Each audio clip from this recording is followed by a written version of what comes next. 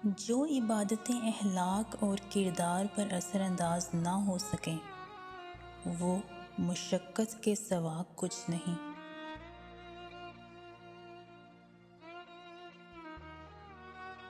जब इंसान अच्छे लोगों से भी डरने लगे तो समझ लें कि किसी ने एतबार निहायत ही सलीके से तोड़ा है।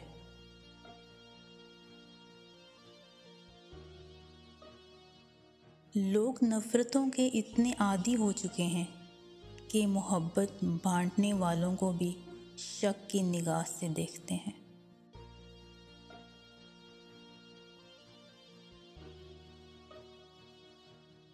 ज़िंदगी में जो चाहें हासिल कर लें, बस इतना ख्याल रखें कि आपकी मंजिल का रास्ता कभी लोगों के दिलों को तोड़ता ना गुज़रे।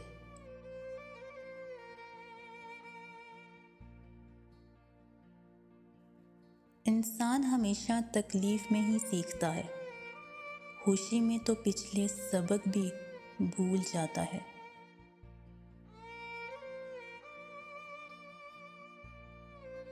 लोग क्या कहेंगे, ये ऐसी घटिया सोच है जो अल्लाह का डर निकाल के लोगों का खौफ ज़हन पर गालिब कर देती है।